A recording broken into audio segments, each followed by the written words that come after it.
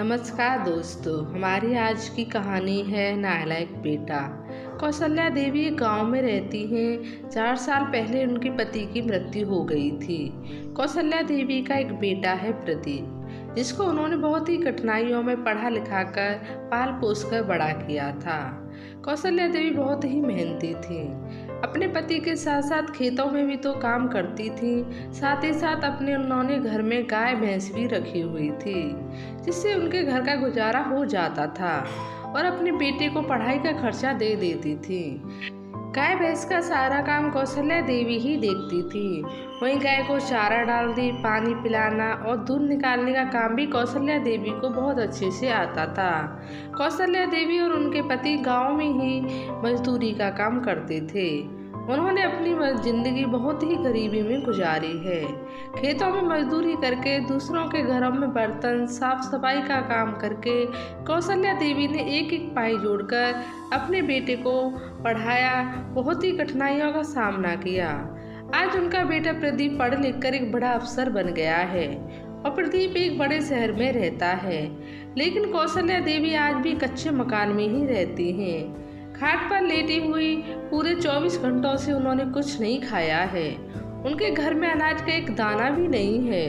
वो अपने पेट को पकड़ लेते हैं। बार बार पानी पीकर अपनी भूख के भेजे हुए पैसों का बेसब्री से इंतजार कर रही हैं कि कब उनका बेटा पैसे भेजेगा और कब वो अपने घर का किराना लेकर आएंगी, तब जाकर कुछ बन पाएगा, खा पाएंगी। लेकिन बेटे ने अभी तक पैसे नहीं भेजे हैं, तो घर में राशन भी तो नहीं आया है। इसी वजह से घर में आए खाने को कुछ भी नहीं बचा था। भूख के मारे जान निकली जा रही है।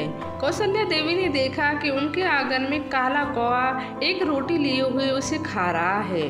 कौशल्या देवी जी भूख से इतनी परेशान थी कि उन्होंने छड़ी उठाई और कौए की तरफ फेंक दी। डर के मारे कौआ रोटी छोड़कर वहां से भाग गया। जैसे ही कौशल्या देवी इस रोटी को लेने के लिए झुकती हैं, उनके हाथ कांपने लगते हैं, आंखों में आंसू आ जाते हैं और बेटे की तरक्की रोटी में अपमान की तरफ दिखने लगती है। और कौशल्या देवी इस रोटी को उठाकर कुत्ते के सामने फेंक देती हैं, आकर अपनी खाट पर बैठ जाती हैं। कौशल्या देवी के सब्र का बांध टूट जाता है और उनकी आंखों से आंसू निकलने लगते हैं। वो फूट फूट कर रोने लगती हैं कि मैंने क्या किस्मत पाई है। पूरी जिंदगी मजदूरी में गुजार दी, पति के साथ खेतों में काम करने में गुजार दी। एक पैसा बचा करके मैंने अपने बेटे को पढ़ाया, इतनी मेहनत की, मजदूरी की, लेकिन सब व्यर्थ चला गया। आज मेरा बेटा पढ़ लिख कर बड़ा अफसर तो बन गया है, लेकिन अपनी माँ की जरा सी भी कदर नहीं करता है। माँ ने क्या किया सब कुछ भूल गया है। उसकी माँ एक एक रोटी के लिए तरस रही है, उसको कोई फर्क नहीं पड़ता। मन ही मन बड़ी दुख होती हैं, फूट फूट कर रोने लगती हैं। आज उनके नसीब ऐसा एक ऑफिसर की माँ होते हुए इस तरीके से उनका जीवन व्यतीत करना पड़ रहा है। कौशल्या देवी अपनी छड़ी को पकड़ करके रसोई में जाती हैं और सारे बर्तन को फिर से देखती हैं कि शायद उनमें कुछ खाने को मिल जाए, मैं उसको पका कर खा लूँ। पर उन डिब्बों में ना आटा मिलता है, ना ही दाल मिलती है। एक डिब्बे में उन्हें एक मुट्ठी चावल मिलते हैं। वह खुश होकर के उन चावलों को जल्दी से पका करके नमक के साथ खा जाती हैं और कहती हैं, ऐसे दिन तो मुझे अब तब भी नहीं देखने पड़े थे जब मैं मजदूरी करती थी, खेतों में काम करती थी, तब भी भरपेट खाना खाती थी। आज तो मेरा बेटा अफसर बन गया है, तब भी मुझे ऐसे दिन देखने पड़ रहे हैं। और अपनी खाट पर आकर अपने पुराने दिनों को याद करने लगती हैं। किस तरह बचपन से लेकर अब तक उन्होंने अपनी जीवन को गरीबी में काटा है। पति थे तो भी सुख नहीं था, पति के जाने के बाद बेटे ने भी कोई सुख नहीं दिया। पिता के जाने के बाद प्रदीप अपनी माँ को अपने साथ शहर लेकर आया था। शहर में उसने अपनी पसंद की एक लड़की से शादी कर ली थी। जब प्रदीप को पहली तनख्वाह मिली तो सब उसने अपनी माँ के हाथों में आकर के रख दी और माँ से कहा, यह लो माँ, यह मेरी पहली तनख्वाह है, आप इसे रखो। माँ इतने सारे पैसे देखकर फूली ही नहीं समा रही थी, क्योंकि कौशल्या देवी ने आज तक इतने सारे पैसे इकट्ठे नहीं देखे थे। अपने बेटे के 40,000 सैलरी अपने हाथों में लेकर के उनके हाथ कांप रहे थे। वो अपने बेटे से कहती हैं, बेटा तू बहुत खुश रहे, खूब तरक्की कर जिंदगी में, खूब इसी तरह से आगे बढ़। मैं इतने पैसों का क्या करूँगी, जब बहू को दे वो रख लेगी इन सारे पैसों को। तब तक बहू रसोई से बाहर निकल आती है और देखती है कि प्रदीप तनख्वाह के सारे पैसे बुढ़िया को दे रहा है। तो बहू घर में बवाल मचा देती है। वो कहती है, तुमने अपनी तनख्वाह के पैसे इनको क्यों दिए, मुझे देने चाहिए थे। प्रदीप अपनी पत्नी से कहता है कि अरे मेरी माँ ने मुझे इतनी मुश्किल से पढ़ाया लिखाया है, कितनी मुश्किलों का सामना किया है, और आज मैंने पहली बार इतने सारे पैसे कमाए हैं तो इन पर माँ का हक बनता है, और माँ वो पैसे वापस कर दिए हैं। और तुम तो कल ही आई हो, तुमने इन पैसों के कमाने में क्या मेहनत की है। लेकिन प्रदीप की पत्नी नहीं मानी, वो कौशल्या देवी से लड़ने लगी। घर में कलह देख करके प्रदीप कुछ भी नहीं कहता है। वो कौशल्या देवी तनख्वाह के 40,000 अपनी बहू को दे देती हैं और कहती हैं, लो बेटा तुम ही रख लो, मैं बुढ़िया इतने सारे पैसों को लेकर क्या करूँगी, मुझे पैसों की ज़रूरत नहीं है। बहू उन पैसों को ले जा करके अलमारी में रख देती है। दूसरे दिन प्रदीप को कोई काम पड़ता है, वो अपनी पत्नी सुनैना से वो पैसे मांगता है। उसका पैसा लेकर के आती है, उसमें से 30,000 ही निकलते हैं।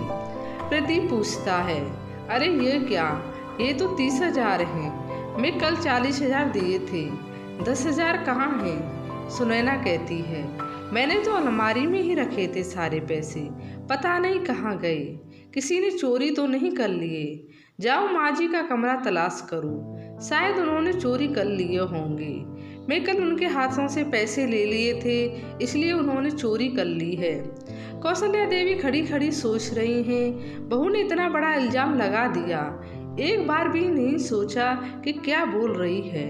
अरे मैंने एक एक पाई जोड़ करके अपने बेटे को पढ़ाया है, मेहनत मजदूरी की है, कभी चोरी नहीं की। क्या वो अपने ही घर में चोरी करेगी, अब मुझे चोर बनाया जा रहा है। सुनैना कहती है, अपनी माँ को पैसे देते समय तुमने ध्यान नहीं दिया होगा, जब उन्होंने पैसे वापस किए होंगे तो 3 ही गड्डियाँ वापस की होंगी, एक गड्डी शायद उन्होंने अपने पास ही रख ली होगी। तुम एक बार उनका कमरा सामान चेक करो।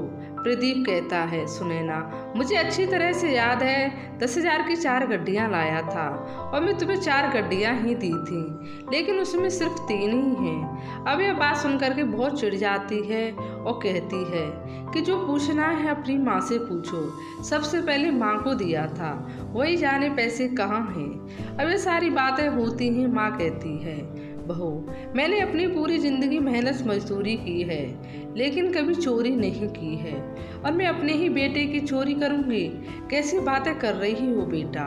कौशल्या देवी अपनी बहू के इतने बड़े इल्जाम से तड़प जाती हैं। उन्हें इतना अपमान महसूस होता है, उन्हें ऐसा लगता है कि अभी के अभी धरती फट जाए और उसमें समा जाए। अब इस बात से हाथ होकर कौशल्या देवी ने अपने बेटे का घर छोड़ने का और अपने गांव में घर जाने का फैसला किया। इस बात से हाथ होकर कौशल्या देवी ने 2 दिन तक कुछ खाया पिया नहीं और अकेली कमरे में बैठी रोती रही। ना ही वो सोई और ना ही उन्होंने कुछ खाया पिया, सिर्फ और सिर्फ अपने पति को याद करती रही कि देखो आज बहू ने मेरे ऊपर कितना बड़ा इल्जाम लगाया है, और बेटे ने एक बार भी नहीं आकर मुझसे नहीं कहा कि माँ तूने ऐसा नहीं किया है। अरे खाना खाकर दोनों कमरे में सोने चले गए, मुझे खाना खाने तक के लिए नहीं पूछा है।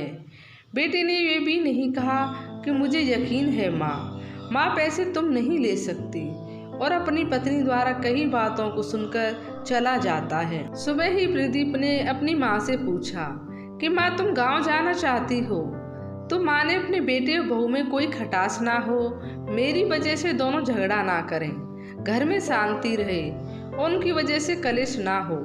इसी वजह से माँ ने हाँ में सिर हिला दिया।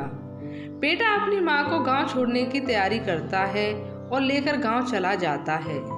गांव में बेटे के आने से सभी लोग उसकी आभगत करते हैं, उसकी माँ को मान सम्मान देते हैं, खिलाते पिलाते हैं, पुराना घर द्वार साफ करते हैं जो कि कच्चा था। अब वो बेटा अपनी माँ को 2,000 रुपये देकर उनके पैर छूकर कहता है, अब मैं जा रहा हूँ, तुम अपना ख्याल रखना, मैं तुम्हारे खर्चे के लिए हर महीने 2000 रुपये बेचता रहूँगा। तुम्हारे लिए इतने पैसे पर्याप्त हैं। माँ, गांव में रहकर तुम्हें करना ही क्या है? बस खाने पीने में खर्च करने हैं तो 2000 में तुम्हारा हो जाएगा। और वैसे भी खाने के अलावा तुम्हें कोई खर्च नहीं है। और तुम्हें तो पता ही है शहर में रहने के बहुत पैसे लगते हैं, कितना खर्चा होता है। तो इससे ज़्यादा पैसे आपको नहीं बेच सकता हूँ। हर महीने 2000 बेचता रहूँगा। प्रदीप अपनी बूढ़ी माँ को 2000 रुपये पकड़ा करके वापस शहर चला जाता है। गांव में उसकी बूढ़ी माँ अकेली रह जाती है। गांव में रहकर माँ अपना गुजारा करने लगती है। बेटा 6 महीने तक ही ठीक से मनी ऑर्डर बेचता है। 6 महीने तक तो कौशल्या देवी को कोई समस्या नहीं होती है। बेटा मनी ऑर्डर भेज देता था तो उससे अपने घर के खर्चे का काम चला लेती थी। लेकिन 6 महीने के बाद बेटे ने मनी ऑर्डर भेजना कम कर दिया था। अब वो हर महीने की जगह 2 महीने में एक बार मनी ऑर्डर भेजता था। बेचारी कौशल्या देवी का इतनी महंगाई में 1000 रुपये महीने के हिसाब से खर्च नहीं चल पाता था। बहुत मुश्किल से वो अपनी दाल रोटी का खर्चा निकाल पाती थी।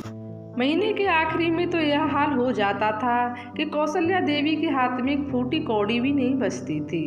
घर में राशन के सारे डिब्बे खाली हो जाते थे। खाने के लिए कुछ भी नहीं बचता था। जैसे तैसे वो पास के ही दुकानदारों से उधार लेकर के काम चलाती। लेकिन उधारी से भी कब तक काम चलेगा? अरे 1 महीने का उधार दे देंगे, उसके बाद तो वो भी पैसा लेंगे। दूध वाले की भी उधारी हो गई है, फिर किराने वाले की भी उधारी हो गई है। अब तो कौशल्या देवी अगर 1 किलो आटा भी लेने जाती हैं तो उन्हें बहुत शर्म आती है कि क्या बोलकर दुकान वाले से आटा लेंगे। पैसे तो हमारे हाथ में है नहीं, उधारी तो पहले ही है। फिर अगले महीने से उधारी बंद कर देते हैं, क्योंकि अगले महीने भी बेटे का मनी ऑर्डर नहीं आया था। और लोग पूछते हैं, माताजी आपके बेटे ने मनी ऑर्डर भेज दिया है? आज तो कौशल्या देवी को इतनी तेज भूख लगी थी तो उन्होंने कौवे के मुंह से भी रोटी छीनने की कोशिश की थी। लेकिन उनका आत्मसम्मान उस रोटी को खाने नहीं देता है और उस रोटी को उठा करके फेंक देती हैं और बैठे बैठे सोचती हैं कैसे काम नहीं चलेगा। ऐसे हम बेटे के मनी ऑर्डर पर पूरी जिंदगी नहीं कटेगी। कभी बेटा भेजेगा, कभी नहीं भेजेगा, तो महीने में हफ्ता 10 दिन तो हमें भूखा ही मरना पड़ेगा। अरे ऐसे भूखे मरने से तो अच्छा है कि हम कुछ कर लें। और कौशल्या देवी जी पूरे आत्मविश्वास के साथ उठती हैं और एक निर्णय लेती हैं और अंदर कमरे में जाती हैं। कमरे में अपना रखा हुआ एक पुराना बक्सा खोलती हैं। उस बक्से में लाल कपड़े में उनकी माँ की 2 सोने की बालियाँ रखी थीं। वो 2 बालियाँ कौशल्या देवी की माँ की आखिरी निशानी थी, इसलिए वह उनको बेचना नहीं चाहती थी। लेकिन आज वह उन बालियों को बेचने के लिए मजबूर हो गई थी। पेट की खातिर उन्हें उन बालियों को बेचना ही था। वो पूरे आत्मविश्वास के साथ उन बालियों को लेकर के सुनार की दुकान पर जाती हैं और पूछती हैं, इन बालियों का क्या दाम लगाओगे? सुनार उन बालियों को चारों तरफ से अच्छी तरह से देखा और वजन के हिसाब से उसके पैसे कौशल्या देवी को दे देता है। कौशल्या देवी जी उन पैसों को लेकर के घर आती हैं। सबसे पहले तो 1 किलो आटा और दाल लेकर आती हैं और खाना बनाकर खाती हैं। फिर उन पैसों को लेकर के पास के ही गांव में निकल जाती हैं। उधर गाय भैंस को बेचने वाला आदमी रहता था, उससे वो अपने लिए 2 गाय खरीदी। उन गाय को लेकर के वो घर आती हैं। कौशल्या देवी को गाय भैंस का काम करना बहुत अच्छे से आता था। जब उनके पति थे तब भी वो अपने पास गाय और भैंस को रखती थी, इसलिए उन्होंने गाय भैंस को अपने पास रखना ही सही समझा और अपने लिए वो 2 गाय खरीद कर लाई, क्योंकि उन्होंने सोचा जो काम मुझे आता है मैं वही काम करूँगी। आकर अपने घर को ठीक करती हैं। कौशल्या देवी गाय की अच्छी तरह से सेवा करती हैं। वो दोनों गाय दूध देने लगती हैं। सुबह शाम 8 लीटर दूध कौशल्या देवी के घर में होने लगा। अब तो कौशल्या देवी ढंग से खाने पीने लगी, उनके शरीर में ताकत भी आ गई। दूध इतना ज़्यादा था कि उन्होंने डेयरी पर देना शुरू कर दिया। उन्हें पैसे मिलने लगे। घास काट कर लाई और दोनों गायों की बड़े तन मन से सेवा करने लगी। 2 वक्त का 7 किलो दूध गांव वालों को बेचती थी और खुद भी दिन भर गाय दूध पीकर सो जाती थी। अब कौशल्या देवी के शरीर में भी ताकत थी, हाथ में भी पैसे थे और सबसे बड़ी बात कि उनके पास हिम्मत बहुत ज़्यादा थी। उन्होंने अपनी 70 साल की उम्र में भी इतनी ज़्यादा हिम्मत दिखाई जो लोग अपनी जवानी में भी नहीं दिखा पाते हैं। वो हिम्मत कौशल्या देवी ने अपने बुढ़ापे में दिखाई और हिम्मत के बल पर उन्होंने अपना घर का खर्चा फिर से चलाना शुरू कर दिया। अब तो कौशल्या देवी हर तरह से सुखी थी। खाने पीने के लिए दूध की दही की नदियाँ बह रही थी और वो बहुत खुश थी। वो अपने बेटे के मनी ऑर्डर का अब इंतजार नहीं करती थी और उन्हें अपने बेटे का मनी ऑर्डर चाहिए भी नहीं था। उनके बेटे का मनी ऑर्डर 4 महीने बाद आता है। वो उस मनी ऑर्डर को वापस कर देती हैं। अब तो पूरे गांव में कौशल्या देवी की बहुत तारीफ होने लगी। गांव के सभी लोग उनकी बहुत इज्जत करने लगे थे।